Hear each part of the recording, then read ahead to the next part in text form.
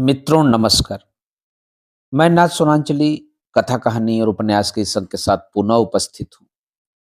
मित्रों, इस समय मैं वाचन कर रहा हूँ उपन्यास मैला आंचल का। मैला आंचल, जिसे लिखा है फणीश्वर नाथ रेणु ने। अब तक मैं अपने वाचन के पिछले क्रम में उपन्यास मैला आंचल के खंड 1 के समस्त भागों तथा खंड 2 के भाग 15 तक का वाचन कर चुका हूँ, जिसे आप क्रमवार मेरे चैनल कथा कहानी और उपन्यास पर जाकर सुन सकते हैं। आज लीजिए सुनिए उपन्यास मैला आंचल के भाग 16 का वाचन मेरे अर्थात नाथ सोनांचली के स्वर में। डॉक्टर नजरबंद है। जेल अस्पताल के एक सेल में उसे रखा गया है। हर सप्ताह कोई न कोई ऑफिसर आकर उसे घंटों परेशान करता है, तरह तरह के प्रश्न पूछता है। चरित्र कर्मकार के दल से डॉक्टर का कोई संबंध प्रमाणित करने के लिए पुलिस जी तोड़ परिश्रम कर रही है। आप जानते हैं चरित्र कर्मकार किस पार्टी का मेंबर है? जी नहीं, मैंने चरित्र कर्मकार का नाम भी नहीं सुना। नहीं सुना? जिले भर के बच्चे तक जानते हैं। चरित्र को कौन नहीं जानता? बिहार सरकार की ओर से 15,000 इनाम का ऐलान किया गया है। हर स्टेशन के मुसाफिर खाने में उसकी बड़ी सी तस्वीर लटका दी गई है। पुलिस, सीआईडी और मिलिट्री का एक स्पेशल जत्था उसे गिरफ्तार करने के लिए साल भर से जिले के कोने कोने में घूम रहा है। नए एसपी साहब ने प्रतिज्ञा की है, या तो चलित्र को गिरफ्तार करेंगे अथवा नौकरी छोड़ देंगे। घर घर में चलित्र की कहानियां होती हैं।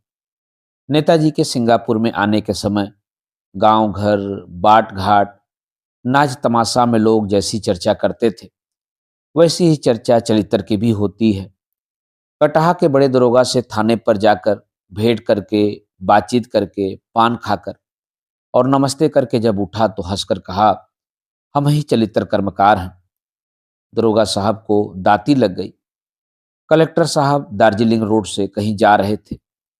डंगरा घाट की नाव बह गई थी। कलेक्टर साहब लौट आ रहे थे कि एक आदमी ने आकर सलाम किया और कहा कि चलिए उस पर पहुंचा देंगे। कलेक्टर साहब तो मोटर में बैठे ही रहे। उस आदमी ने मोटर सहित कलेक्टर साहब को नदी तैरकर पार कर दिया। सिर्फ मोटर का एक पहिया एक हाथ से पकड़े रहा। उस पार जाकर कलेक्टर साहब ने खुश होकर इनाम देने के लिए नाम पूछा तो बताया, चलित्र कर्मकार। कलेक्टर साहब के हाथ से कलम छूटकर गिर गई। रोते हुए बच्चे को रात में मां डराती है, आरे आरे चलित्र, घोड़ा चढ़ी। और डॉक्टर कहता है कि उसने चलित्र का नाम भी नहीं सुना। कैसे विश्वास किया जाए? विराटनगर के बड़े हाकिम ने लिखा है, डॉक्टर नेपाल की प्रजा नहीं। बंगाल वालों का जवाब आया है, बंगाल से उसका कोई संबंध नहीं। तो आखिर कहाँ का आदमी है? पुरानी फाइलों को उलटने से बातें और भी उलझ जाती हैं। अजब झंझट है। उधर विधानसभा में सवाल पूछा गया है, डॉक्टर को क्यों नजरबंद किया गया है? बड़ी मुश्किल है। एसपी साहब बहुत कड़े आदमी हैं। कटहा के छोटे दारोगा को गलिया कर ठीक कर दिया है। जेल में दाखिल होने के बाद डॉक्टर को लगा इसकी बहुत बड़ी आवश्यकता थी। जेल, अस्पताल का यह सेल, ऑफिसरों का आना जाना और पूछताछ 15-20 दिनों के बाद ही बंद हो गई। गांधी जी पटना की प्रार्थना सभा में रोज प्रवचन देते हैं। दैनिक पत्रों के पृष्ठ कभी पुराने नहीं होंगे। इन प्रवचनों पर बहस नहीं की जा सकती। किसी सेल में बैठकर इसका अध्ययन किया जा सकता है। अभी कल कुछ संप्रदायवादियों के एक बड़े जलसे का उद्घाटन किया है। प्रांत के एक बड़े जग जाहिर नेता ने। मालूम होता है चालबाजी बहुत दूर चली गई है। महात्मा गांधी से भी काली टोपी स्वयं सेवक दल के लिए प्रशंसा के शब्द वसूलना हंसी खेल की बात नहीं। मन में किसी ने कहा था, उन्हें धोखा दिया गया है, और तीसरे ही दिन बात स्पष्ट हो गई। गांधी जी ने बयान में कहा, इस संस्था के संचालकों ने मेरे पास अपनी संस्था का उद्देश्य छिपाया। इसका मतलब हुआ उनकी आत्मा कहती है कि वे असत्य मार्ग पर हैं। फिर कोई सही दिमाग वाला आदमी उन्हें कैसे कहेगा कि वे सही रास्ते पर हैं? मेरी गंज की याद आती है। कमला की बड़ी चिंता थी, मगर सुना है वह ठीक है। कमला की याद आते ही जेल की सारी कुरूपताएं सामने आकर खड़ी हो जाती हैं। कालीचरण वासुदेव वगैरह डकैती केस में फंस कर आए हैं।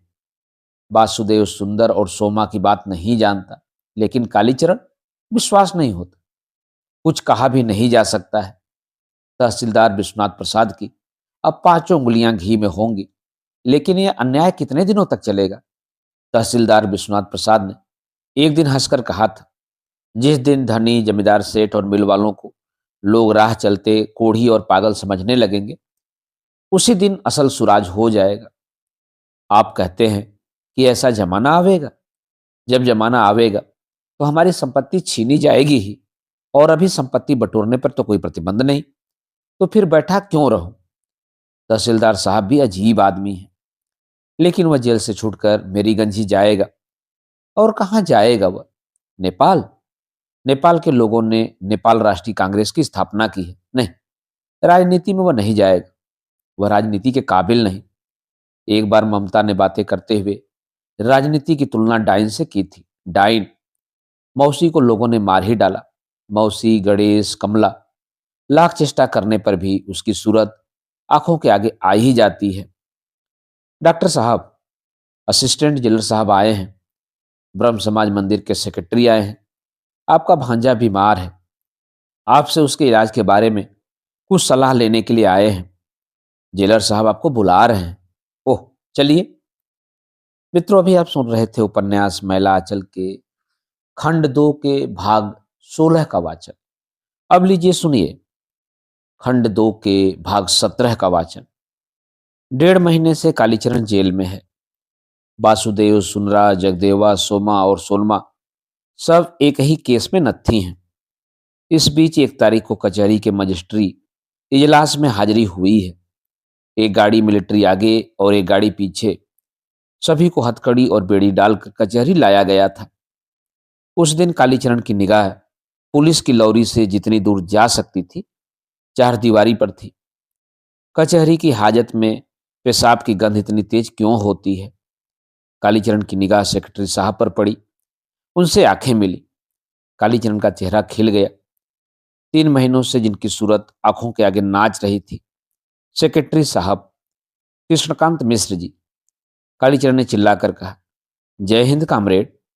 सेक्रेटरी साहब ने तुरंत कनपट्टी इस तरफ फेर ली मानो कान के पास मधुमक्खी ने अचानक काट लिया। फिर उसी तरह गर्दन टेढ़ी किए आगे बढ़ते गए। कालीचरण को सिपाही ने डांट दिया, का हो ससुरे, बिना हंटर के बात न मनब। उधर सेक्रेटरी साहब कांटे वाले तार के घेरे में फंसते फंसते बचे। एक मुंहा होकर जो चलेगा वह कांटे में तो जरूर फंसेगा।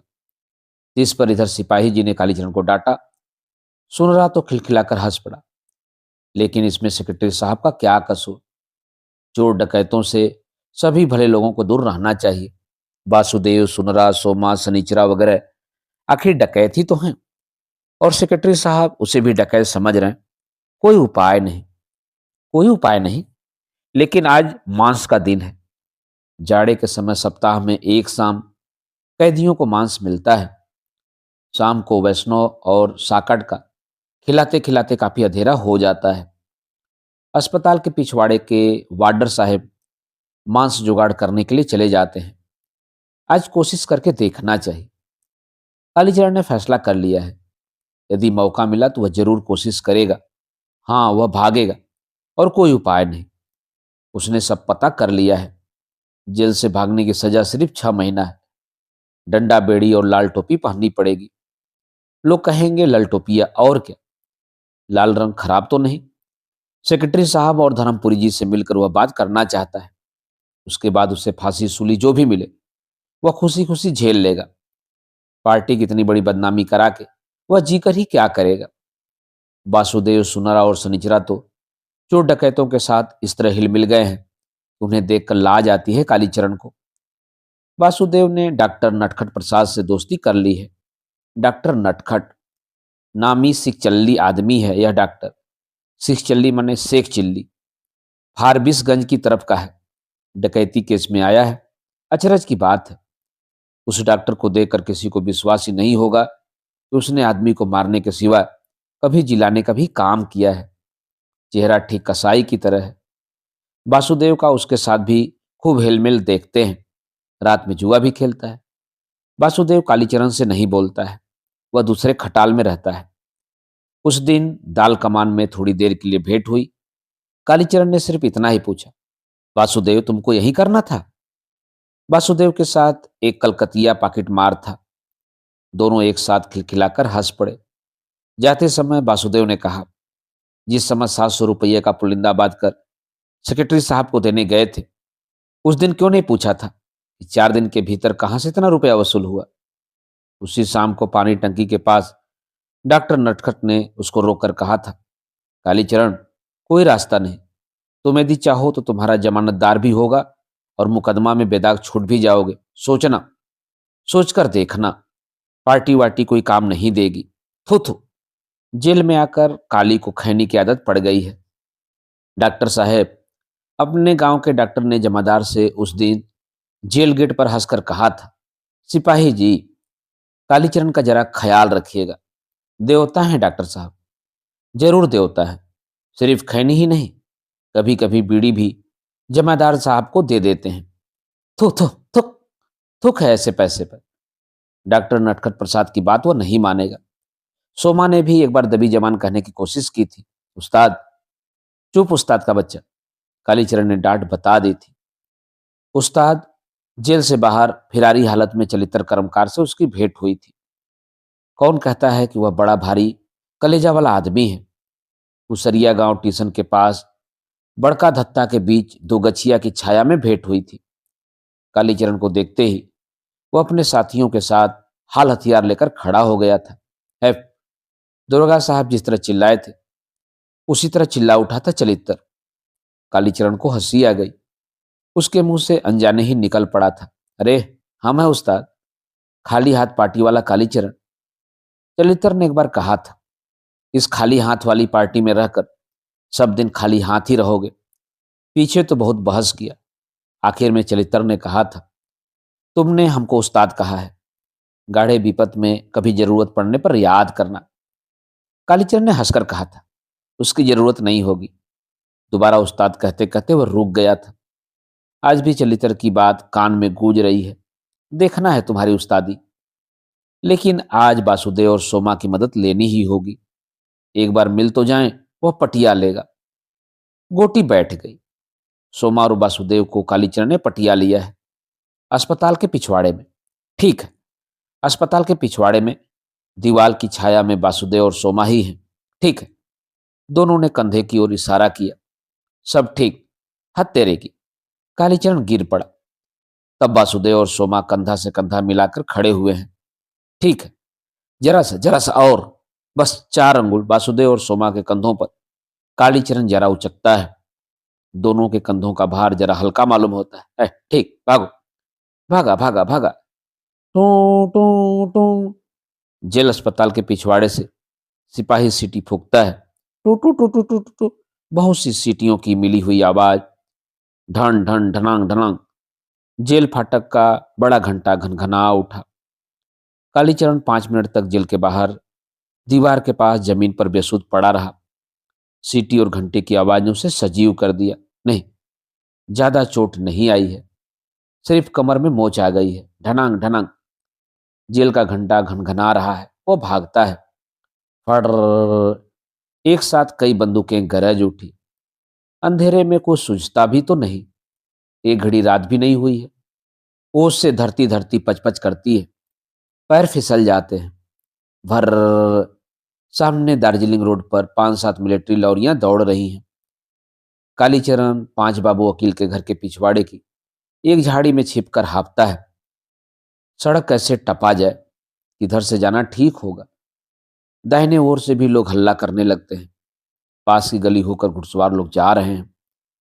कालीचरण तय करता है, सामने बांसवाड़ी पार करके मोबरेली साहब की पुरानी कोठी के बगल से जाना ही अच्छा होगा। अब देर नहीं करनी चाहिए। मोबरली साहब की कोठी के पास कालीचरण को ऐसा लगा कि पीछे से कोई टार्च मार रहा है। हाँ, यह तो टार्च की ही रोशनी है। वह जंगल में घुस जाता है। बस थोड़ी देर यहां सुस्ता कर टार्च वाले को देखकर फिर एक दुल्की। एक जूम खैनी दिन में ही उसने चुनाकर कपड़े के खुट में बांध ली थी। जूम मने खुराक। बहुत मौके पर अभी उस पर हाथ पड़ गया। खैनी खाकर वह झड़बेरी की झाड़ी से निकलकर साफ मैदान की ओर आता है। कहाँ है टार्च की रोशनी? बाप, एकदम पास ही। कालीचरण भागता है। टार्च की तेज रोशनी उसका पीछा कर रही है और फिर जंगल की निस्तब्धता को भंग करके राइफल की आवाज गूंज उठती है। फड़। जंगल, झाड़, काट फूस और अड्डा खाई को टापता हुआ कालीचरण भाग रहा है। जंगल की लत्ती पैर छांद लेती है, मगर वह झाड़ देता है। जांग में लगता है, खोंच लग गई है। पार्टी ऑफिस के पिछवाड़े में जो घना जंगल है, वहां पहुंचकर उसे लगा वह निरापद है। अरे, यह तो खोंच नहीं। अरे बाप, इतना खून! आधा बित्ता मांस उधेड़ दिया है। खलरा लटक गया है। ओह, गोली लगी है शायद। खून बंद नहीं हो रहा है। ओह, कौन? कालीचरण। ऑफिस सेक्रेटरी राजबिल्ली जी किवाड़ खोलकर सचमुच अवाक हो गए। जीभी की नोक पर बोली चढ़ी ही नहीं। कौन? कालीचरण। सेक्रेटरी साहब भी फड़फड़ाकर कमरे से बाहर आते हैं। ओ कालीचरण, तुम हो? इसीलिए शहर में इतना हल्ला हो रहा है।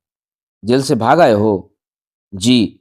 लगता है जांग में गोली लग गई है। तुम्हारे कलेजे पर गोली दागी जानी चाहिए, डकैत, बदमाश। सेक्रेटरी साहब, इसीलिए तो आपके पास आए हैं। सुन लीजिए, माँ कसम, गुरु कसम, देवता क्रिया। जिस रात उस रात को हम यहाँ जिला पार्टी ऑफिस में था। राजबल्ली जी, आपको बघोच लग गया है। किवाड़ बंद कीजिए। हटाइए इसे। बाबू, मेहरबानी करो, चले जाओ, नहीं तो आप हल्ला काहे करते हैं? आप अंदर जाइए। राजबल्ली जी मौन भंग करते हैं। कालीचरण पत्थर की मूर्ति की तरह खड़ा है। मोबरली साहब की कोठी की ओर धड़ाधड़ फायर हो रहे हैं। फर फर फर। साथी राजबल्ली जी, सेक्रेटरी साहब को समझा दीजिए, मेरा कोई कसूर नहीं। कालीचरण हिलता है। थोड़ी देर तक खड़े रहने के बाद अब तो चला भी नहीं जा रहा है। वह दोनों पांवों को बारी बारी झाड़ता है। सामने कच्चू के पत्तों पर कुछ झरझरा रहा है। वह धीरे धीरे फिर बगल के जंगल में चला जाता है। अब वह पुरानी धोती के एक खुट को चीरकर घाव को बांधते हुए सोचता है, अब चरित्र कर्मकार ने कहा था, गाढ़े विपद में खबर करना, याद करना। चरित्र कर्मकार। मित्रों, अभी आप सुन रहे थे उपन्यास मैला आंचल के खंड 2 के भाग 17 का वाचन। अब लीजिए सुनिए उपन्यास मैला आंचल के खंड 2 के भाग 18 का वाचन। भाग भाग। Military military. अरे बाप, लाल पगड़ी वाला पुलिस नहीं है, एकदम गोरखा मलेट्री। सुनते हैं गोरा मलेट्री से भी ज्यादा चांस वाला होता है गोरखा। मारने लगता तो मारते मारते जान ही मार देगा। फसलगंज हाट पर कटिहार वाले बाबू साहब की कचहरी पर सुबह से ही आकर खड़ी है दो मोटर गाड़ी, ठस मठस। मोहर्रिल जी बोले कि गांव में रौन देने आया है। रौन मतलब राउंड। रात में कौन देगा? गोरखा मिलिट्री। अरे क्या बात है, कौन झूठ-मूठ खबर लाया? झूठ नहीं, ततमा टोली का बबुअन अभी दौड़ता हफ्ता आया है। उसको ईमान धर्म सौर माय का क्रिया खिलाकर पूछिए तो। ए, सुनो, मोटर गाड़ी की आवाज हुई ना? हाँ, पछियारी टोली के पास आ रही है मोटर गाड़ी। भागो। एकदम लाल इड़हुल रंग की मोटर गाड़ी आ रही है। भागो किधर? मोटर गाड़ी तो आ गई। भर के भर। मिलिट्री लारी लीक छोड़कर बेलीक ही अड्डा खाई आल घोड़ा टपते तहसीलदार साहब के दरवाजे की ओर जाती है। कौन? सुमृत दास बेतार? सिस चुप।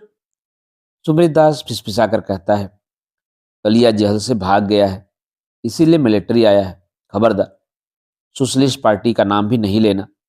पूछे तो कहना हम लोग कांग्रेस में हैं। कालीचरण से कोई रिश्ता मत बताना, समझे? लाल झंडा जिसके घर से निकलेगा तुरंत गिरफ्त हो जाएगा। सुमृत दास बेतार की देह में इस बुढ़ारी में भी कितना तेज है। पुराना पानी पिया हुआ बुढ़ा है। कलिया तो अपने साथ अपने घर गरामात पर पड़ोसिया और गांव सभा सबको ले डूबना चाहता है। क्या है? लाल सालू? खबरदार, झंडा और सालू में क्या फर्क है? फार्म पर्चा सब जलाओ, सब फंसेगा। खबरदार, कलिया घसकंतोकबाज हो गया है। सोशलिस्ट पार्टी और कालीचरण का नाम हरगिज नहीं। लक्षण लगता है समूचे गांव को कुरूप करेगा। कौन? कालीचरण की अंधी माँ हुक्का पीना बंद कर पूछती है। कौन भाग गया है? सरस्वतिया, परमेश्वरी, ताराबत्ती, अरे कौन भाग गया है बेटी? अरे कौन? तुम्हारे कुलबोरन बेटा कालीचरण के चलते आज सारा गांव बन्हा रहा है। भाग भाग मलेटरी। गोरखा सिपाहियों ने कालीचरण के घर को चारों ओर से घेर लिया है। एमपी साहब कालीचरण की बूढ़ी माँ से पूछते हैं, हो अंधी है या ढंग करती है? सुन बुड्ढी, तेरा कलिया जेल से भाग आया है। अब रोना गाना छोड़कर सीधे सीधे बता कि वह यहाँ आया है या नहीं। मेरा बेटा, वह डकैत नहीं दरोगा बाबू, दुश्मन लगा हुआ है उसके पीछे हुजूर, जाने सूरज भगवान। ठीक ठीक बताओ, उसके साथ और कौन कौन है? उसके संगी साथी का नाम बताओ। हुजूर, हमरा कुछ ना मालूम। अच्छा, सब मालूम हो जाएगा, ले चलो बुढ़िया को। कालीचरण की माँ को जड़ैया बुखार आ गया। जैसे ही नेपाली सिपाही ने उसकी कलाई पकड़ी, वह जोर जोर से डिकरने लगी। लोहे से दागने के समय बैलगाय वगैरह जैसे डिकरते हैं उसी तरह। "ऐं, बैं, बैं, बैं।"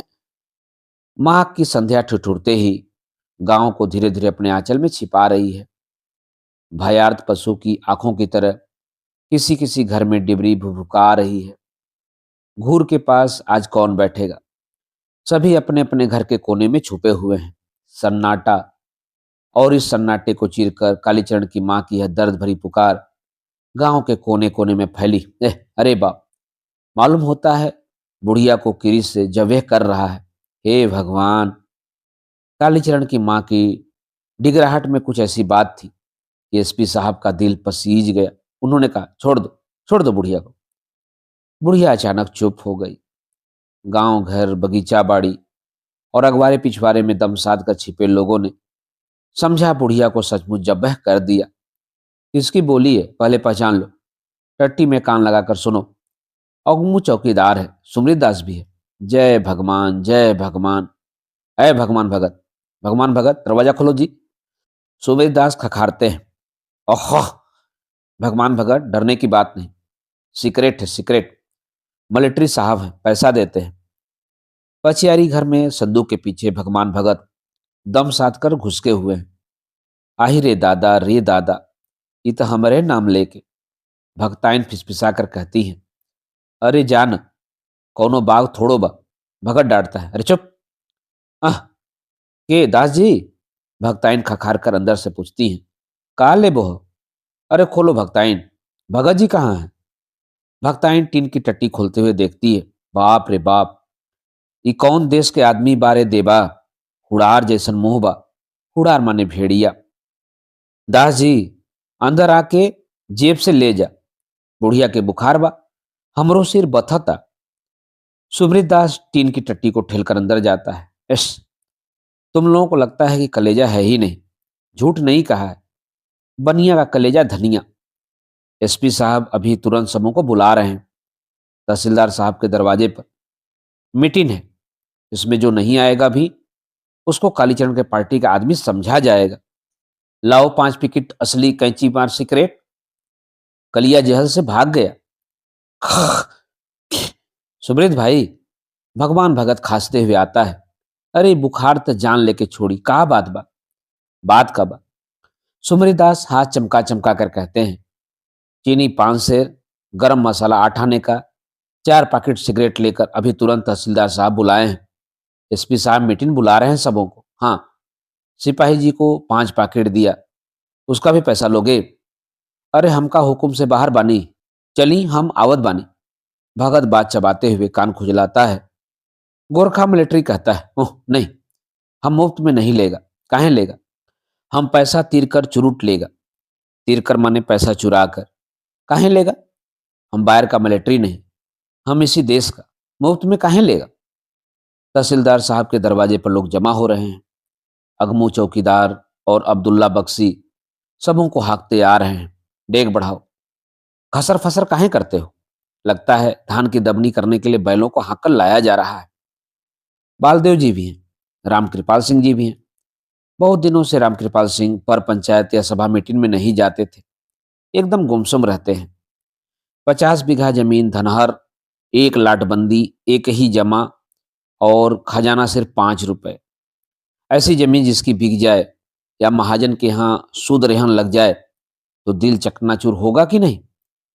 खिलावन सिंह यादव का कलेजा धक धक कर रहा है। जगह जमीन रुपया पैसा तो पहले ही मुकदमा में सुहा हो गया। अब एक ही कोरी भैंस है। तहसीलदार की नजर लगी हुई है। एसपी साहब चाय पीकर खड़े हो जाते हैं। जय भगवान, दुहाई काली माई। प्यारे भाइयों, मैंने आप लोगों को एक बहुत बड़े काम में मदद के लिए बुलाया है। आप लोग डरिए नहीं। मैं बदमाशों के लिए महाबदमाश हूँ और सीधे लोगों का सेवक। हाँ, हम तो आप लोगों के नौकर हैं। जय हो, धन्य है, धन्य है। लोगों की देह में अब थोड़ी गर्मी आती है।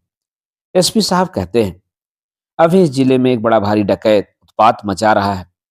उसका नाम आप लोगों ने जरूर सुना होगा। जी नहीं, हम लोग तो खूब मंडूक हैं। देखिए, झूठ मत बोलिए। डगरीन से पेट छुड़ाते हैं। चलित्र कर्मकार इस गांव में कभी नहीं आया? हाँ हाँ, चलित्र। नहीं नहीं, नहीं आया है। देखिए, जरा रोशनी और करीब लाइए। देखिए, यही है उसका फोटो। हाँ ठीक है, यही है, यही है। तब देखिए, आप लोग झूठ काहे कहते थे?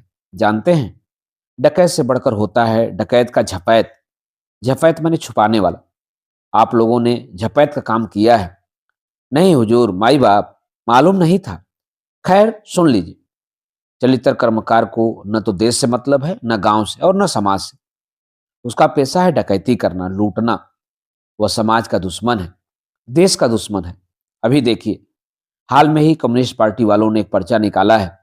लिखा है, कॉमरेड चलित्र पर से वारंट हटाओ। चलित्र कर्मकार किसानों और मजदूरों का प्यारा नेता है। अब आप ही बताइए कि कोई हत्यारा और डकैत कैसे किसी का प्यारा नेता हो सकता है? खैर, मेरा भी नाम है बजरंगी सिंह। मैंने ऐसे ऐसे बहुत से हत्यारों को ठीक किया है, फांसी पर लटकवाया है। ऐसा आदमी किसी की भी हत्या कर सकता है। बाबा, गांधी जी मारे गए। कमली अंदर हवेली से ही पगली की तरह चिल्लाती है, गांधी जी? क्या हुआ, क्या हुआ? तहसीलदार साहब अंदर हवेली की ओर दौड़ते हैं। सुब्रीदास कहता है, हुजूर, तहसीलदार साहब की बेटी का मगज जरा खराब है। अनर्थ हो गया हुजूर। तहसीलदार साहब दौड़ते हुए आते हैं। गांधी जी मारे गए हैं? कहाँ, कैसे? रेडियो में खबर आई है। कहाँ है रेडियो? अंदर हवेली में। मेहरबानी करके यहाँ ले आइए। एसपी गिड़गिड़ाते हैं, अरे अरे अरे, बालदेव जी को संभालो, बेहोश हो गए। तहसीलदार साहब पोर्टेबल रेडियो सेट ले आते हैं। हुजूर, इसके कलकाटे का भेद हमको मालूम नहीं। डॉक्टर साहब का है, इधर लाइए। एसपी साहब जल्दी जल्दी मीटर ठीक करते हैं। चारों ओर एक मनहूस अंधेरा छाया हुआ है। हमारी आंखों के आगे अंधेरा है, दिल में अंधेरा है। ऐसे मौके पर हम किन लफ्जों में, कैसे, किन शब्दों में आपको ढांढस बंधाएं? गम के बादल में सारा मुल्क गर्क है। एक पागल ने बाबू की हत्या कर डाली।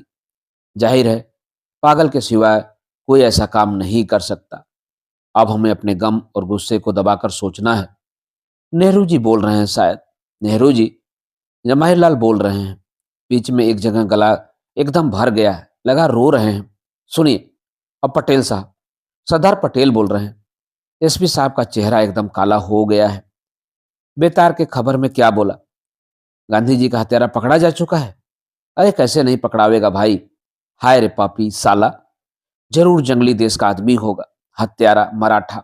यह कौन जात है भाई? मराठा? अरे, बाभन कभी ऐसा काम नहीं कर सकता। जरूर वह साला चंडाल होगा। एसपी साहब हाथ जोड़कर कहते हैं, भाइयों, कहा सुना माफ करेंगे। आप लोग जैसा समझें करें, लेकिन देखते हैं ना। अरे, जिसने गरीब बनिया को बाल बच्चा सहित मार डाला, वही हत्यारा गांधी, जवाहर पटेल की सबकी हत्या कर सकता है। हत्यारा। हम अभी जाते हैं। आप लोग कल शाम को नदी किनारे जल प्रवाह कीजिए और खबर तो सब रेडियो में आती रहेगी। तहसीलदार साहब हैं, सबों को सुना देंगे। अच्छा तो चलते हैं। जय हिंद। भर। रघुपति राघव राजाराम, पतित पावन सीताराम।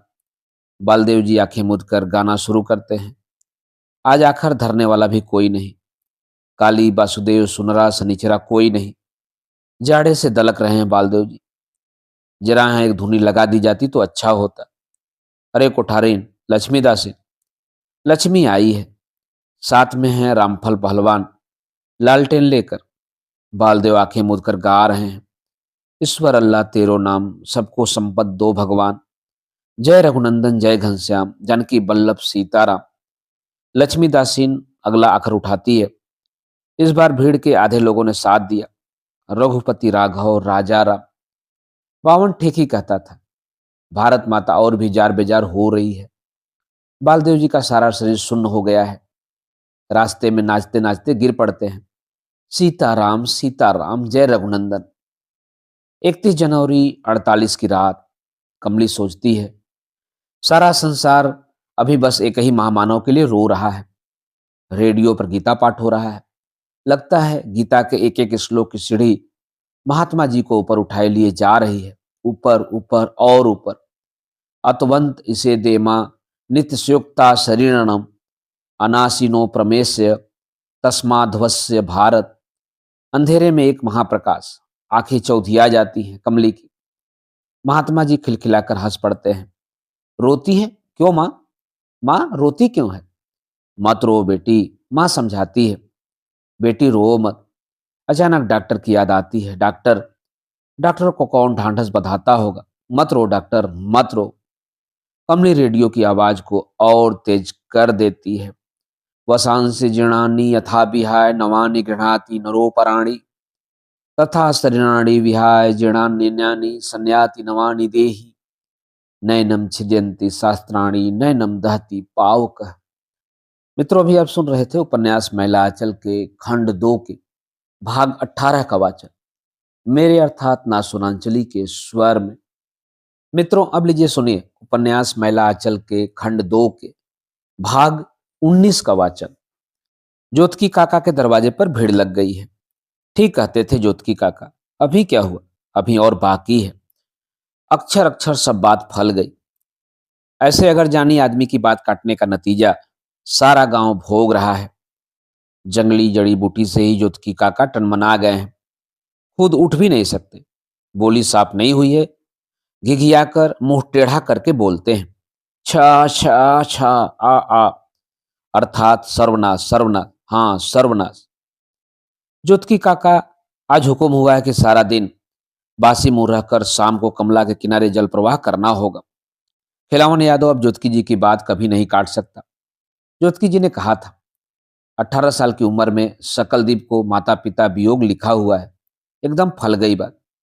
सकलदीप 2 महीने तक बिलल्ला की तरह कलकत्ते में भटकता रहा। ससुर पकड़ लाया है। उसका भी पराचित करना होगा। होटल में बर्तन मांजता था। ज्योतकी जी सारे से कहते हैं, नहीं हरगिज नहीं, ऐसा काम मत करो। ज्योतकी काका ने क्या कहा? गांधी जी काहे मारे गए? क्या कहते थे? अच्छा हुआ धत। उनका मगज अब सही नहीं है। दूसरे पहर को जुलूस निकला। बांस की एक रंथी बनाकर सजाई गई, लाल हरे पीले कागजों से। एक और बालदेव जी ने कंधा दिया है। दूसरी ओर सुमरीदास, जीवेश्वर मोची और सकलदीप ने। खिलावन यादव नहीं आया है। सकलदीप को बहुत समझाया, गाली दिया, मगर सकलदीप ने आकर रंथी में कंधा ही लगा दिया। टन टनांग घड़ी घट बजता है। तिन तिरकिट तिन्ना धिन्ना धाधा धिन्ना। अरे या काचे ही बास के खाटरे खटोलना। गांव के भक्तिया लोगों ने समदाउन शुरू किया। समदाउन की पहली कड़ी ने सबके रोए को कल्पा दिया। सबके दिल गमफड़ उठे और आंखें छल छला आई। आरे काचही बास के खाटरे खटोलना, आखिर मूज के रे होडोर, हारे मोरी ए आ रामा रामा। चार समाजी मिली डोलिया उठावल, लई चलाल जमुना के ओर, हारे मोरी ए। अब कोई अपने को नहीं संभाल सकता। सब फपक फपक कर रो पड़ते हैं। जुलूस आगे को बढ़ रहा है। धीरे धीरे सभी जुलूस में आकर मिल जाते हैं। रोते हुए चलते हैं। बूढ़े रोते हैं, जवान रो रहे हैं, औरतें रो रही हैं। शकलदीप की जवान बहू दहलीज से देखती है। उसके ओठ कांप रहे हैं। रह रह कर ओठ थरथराते हैं और अंत में वो अपने को संभाल नहीं सकती। वो दौड़ती है जुलूस के पीछे। खिलावन सिंह चिल्लाते हैं, कनिया कनिया ए कनिया, हाँ आ रे गोड़ तोरा लागो, हम भैया रे कहरिवा से। घड़ी भर ढोली बिलमाओ, माई जे रोवे। माँ रो रही है, भारत माता रो रही है। रामदास हाथ में खड़ेड़ी लिए चुपचाप रो रहा है। उसी के पाप से महात्मा जी मारे गए हैं। उसने साधु के अखाड़े को भ्रष्ट किया है। परसों रमपेरिया की माँ गांव से मछली का सालन मांगकर लाई थी।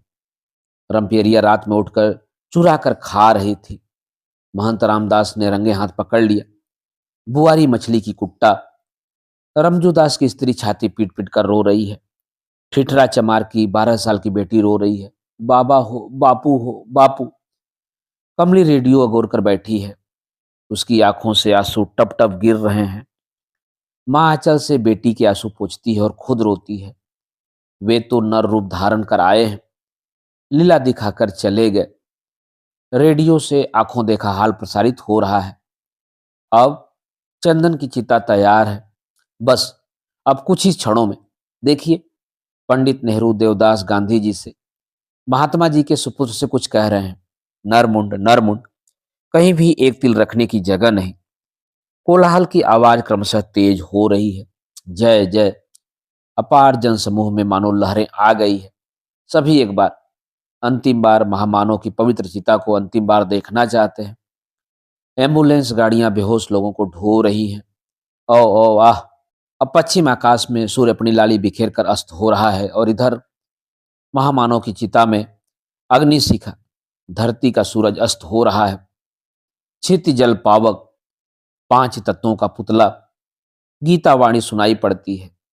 जन्म बंध निर्मुक्ता पदम गच्छन्त्यनानम। माँ माँ, माँ माँ। कमला स्पर्श सुनती है, कोई पुकार रहा है। कौन पुकारता है उसे? माँ। क्या हुआ बेटी? माँ बाहर से दौड़ आती है। मेरा बच्चा, मेरा मेरा बेटा।